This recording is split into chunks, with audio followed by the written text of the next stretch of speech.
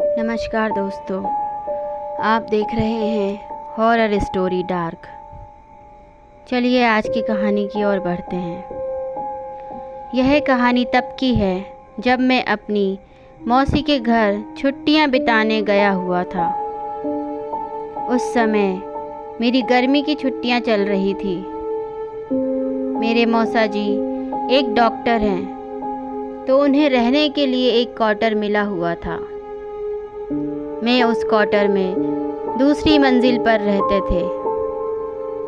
उनके फ्लोर पर एक बालकनी थी, जिसके पीछे की ओर एक जंगल था और रात के समय उस जंगल से अजीबोगरीब आवाज़ें सुनाई देती थीं।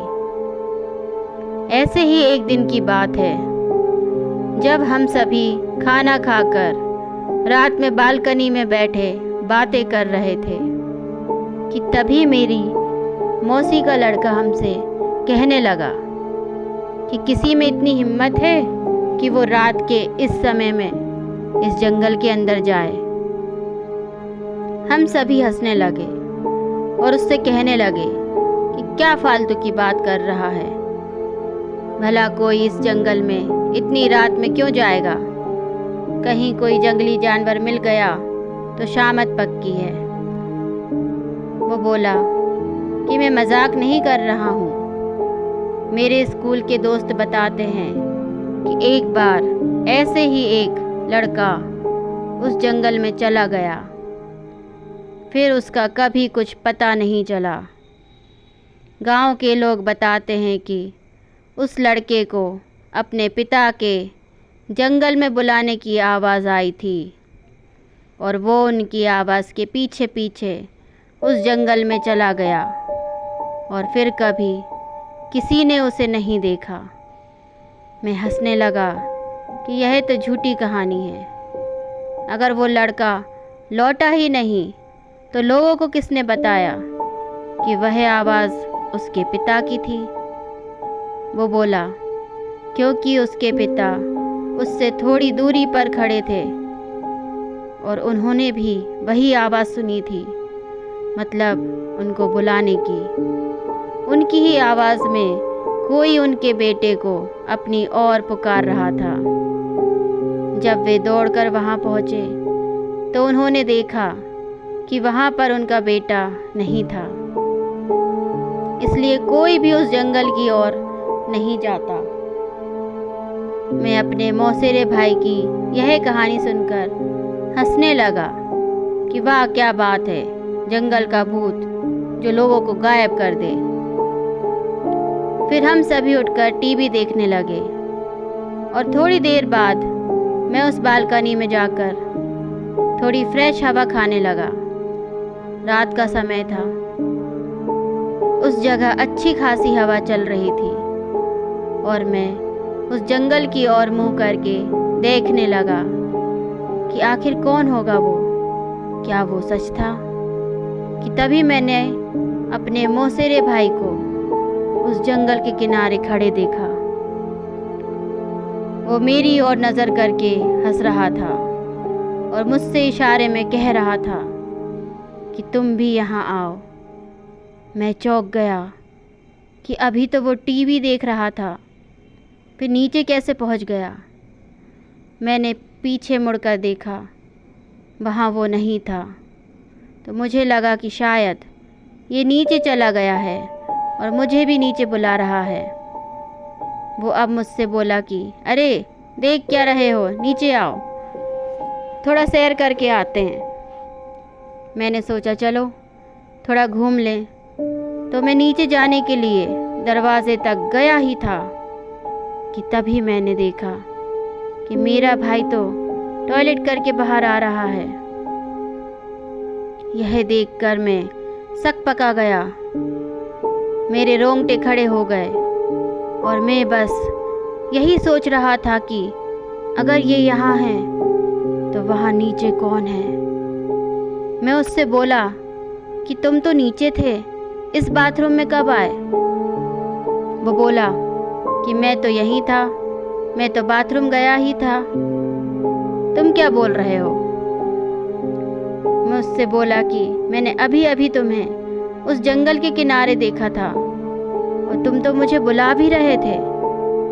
वो बोला, मजाक मत करो, तुम्हें क्यों लगता है मैं डर जाऊंगा? मुझे पता है कि तुम मुझे डराने का प्रयास कर रहे हो, पर मैं नहीं डरने वाला। इतना कहकर वो टीवी देखने चला गया। मुझे यकीन नहीं हो रहा था कि ये मैंने अभी क्या देखा है। उसी रात में जब सो रहा था तब किसी की मुझे पुकारने की आवाज़ आ रही थी। वो जो भी था मुझसे कह रहा था कि तुम्हारा कब से इंतज़ार कर रहा हूँ, तुम तो आए ही नहीं। देखो जल्दी आ जाओ, फिर हम दोनों साथ में इस जंगल के अंदर घूमेंगे। इस बार यह आवाज़ मेरे भाई जैसी नहीं थी, बल्कि किसी ऐसे बूढ़े आदमी की थी जो काफ़ी लंबा होगा और बहुत ज़्यादा सिगरेट पीता होगा। रात भर मुझे उसकी आवाज़ें आने लगी और फिर जब सुबह मैंने सबको यह बात बताई तो सबने मुझसे कहा कि ऐसा होना यहाँ आम बात है, तुम उस ओर ध्यान मत दो और अपना काम करो और भूल कर भी उस जंगल की ओर मत जाना। उसके कुछ दिनों बाद भी मुझे उस जंगल की ओर से आवाज़ें आती रही। फिर वो आवाज़ें आना रुक गईं। इस घटना के कुछ दिनों बाद मेरे पापा मुझे लेने आए थे, क्योंकि मेरी गर्मियों की छुट्टियां ख़त्म होने वाली थी। उस जंगल में रहने वाले लोग छलावा कहते हैं उसे, और जो कोई भी उसके पीछे जाता है वो फिर कभी लौट कर नहीं आता। दोस्तों, ये थी एक कहानी। चलिए एक दूसरी कहानी की ओर बढ़ते हैं। बात उन दिनों की है जब मैं 9वीं कक्षा में पढ़ता था। तब मेरी उम्र 14 साल थी।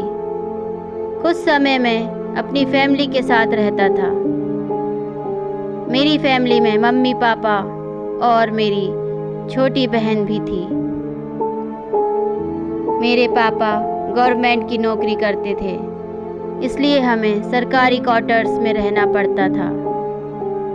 जब मेरे पापा का प्रमोशन हुआ था तब हमने उस कॉलोनी में एक बड़ा सा फ्लैट ले लिया। उसके बाद हम नए फ्लैट में शिफ्ट हो गए।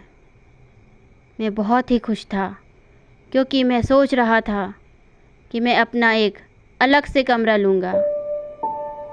पता नहीं क्यों, जिस दिन से हम उस घर में रहने के लिए गए थे तब से मुझे उस घर में अजीबोगरीब बेचैनी महसूस हो रही थी।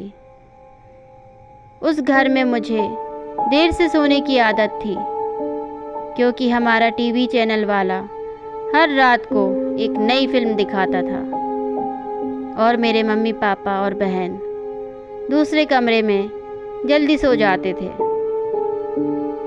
शुरू में तो सब कुछ ठीक था, लेकिन अचानक मुझे एक रात को जब मैं अपने बेड पर बैठकर मूवी देख रहा था तो अचानक मुझे रूम के बाहर से किसी की आवाज़ सुनाई दी। मुझे लगा कि मम्मी यहाँ पानी पीने के लिए उठी होंगी। मैंने ध्यान नहीं दिया। हाँ, लेकिन मैंने टीवी का आवाज़ थोड़ा धीमा कर दिया। लेकिन 4-5 मिनट के बाद फिर से वही आवाज़ आने लगी। वह आवाज़ किसी औरत के चलने पर उसके पायल की आवाज़ आती हो, जैसे कि छन छन छन। बिल्कुल ऐसी ही आवाज़ आ रही थी। मैंने टीवी का आवाज़ बिल्कुल बंद कर दिया, लेकिन बाहर से वही आवाज़ आ रही थी, छन छन छन।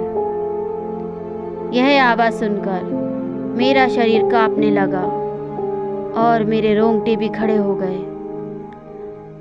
आवाज़ लगातार आ रही थी और 4-5 सेकंड के लिए सुनाई देती थी।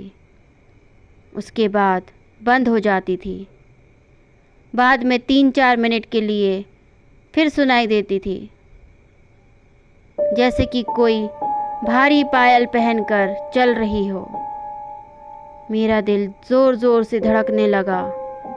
ऐसा लग रहा था कि अभी मेरा हृदय छाती में से बाहर निकलकर मुंह में आ जाएगा। मैंने सोचा कि मैं अपने मम्मी पापा को भी उठाकर उनसे सारी बातें बता दूं। बाद में मैंने हिम्मत करके दरवाज़ा खोला तो अचानक वही आवाज़ सुनाई दी, छन छन छन। उस समय वही आवाज़ बिल्कुल मेरे सामने से आ रही थी। ऐसा लग रहा था कि कोई नई परिणीत स्त्री चलकर मेरे पास आ रही हो, लेकिन सिर्फ आवाज़ ही आ रही थी। सामने कोई भी नहीं दिख रहा था और आवाज़ भी बिल्कुल स्पष्ट सुनाई दे रही थी। मैंने मम्मी पापा को जगा दिया और सारी सच्चाई उनको बता दी। मेरे पापा इस बात को मानने के लिए बिल्कुल तैयार नहीं थे। वैसे भी वह सब पूरी तरह नींद में थे। किसी ने मेरी बात पर ध्यान नहीं दिया। बाद में मैं अपनी मम्मी पापा के साथ उनके कमरे में सो गया। ऐसे ही 3-4 दिन निकलने के बाद एक रात को फिर से वही आवाज़ सुनाई दी, छन छन छन। बाद में मुझे उस आवाज़ की आदत पड़ गई। आवाज़ आने का कोई भी समय पक्का नहीं था। कभी वह 10 बजे आती तो कभी 10:30 बजे। परंतु एक बात तो पक्की थी कि वह आवाज़ सिर्फ मुझे ही सुनाई दे रही थी और दूसरे किसी को भी नहीं। कभी कभी मैं वह आवाज़ मुझे बहुत ही डर जाता था। 8-9 महीने बाद हमें एक नया फ्लैट मिल गया और हम वहाँ पर शिफ्ट हो गए। उसी फ्लैट में हमारी जगह पर जो नए लोग रहने के लिए आए थे वह हमारे जान पहचान के लोग थे। उनका बेटा मेरा बहुत अच्छा दोस्त था और उनका फैमिली काफ़ी बड़ी थी। एक दिन वह अंकल हमारे घर पर आए और हमसे पूछा कि क्या आपको कभी कभी कोई आवाज़ सुनाई दे रही थी। बस यही बात सुनकर मुझे पूरा यकीन हो गया था कि वह कोई मेरा वहम नहीं था। उस अंकल के पूरे परिवार ने वही आवाज़ सुनी थी। आखिर में मेरे मम्मी पापा को यकीन हो गया कि मैं झूठ नहीं बोल रहा था। बाद में उन लोगों ने घर में पूजा पाठ कराया। हमने यह बात जानने की कोशिश की थी कि उस घर में आखिर हुआ क्या था। तब जाकर पता चला कि उस घर में एक नहीं बल्कि 6 आत्माएं रह रही थी। उस बात को 14 वर्ष हो गए और अब मैं बड़ा हो गया। मुझे पता नहीं है कि क्या आज भी वही आवाज़ सुनाई दे रही है या नहीं, लेकिन आज भी मैं उस आवाज़ के बारे में सोचता हूँ तो मेरे मन में एक अजीब सा डर लगने लगता है। भगवान की कृपा है कि आज सब कुछ ठीक है। तो दोस्तों, आपको ये कहानियाँ कैसी लगी? अगर अच्छी लगी हों तो please like, share and subscribe करें। धन्यवाद।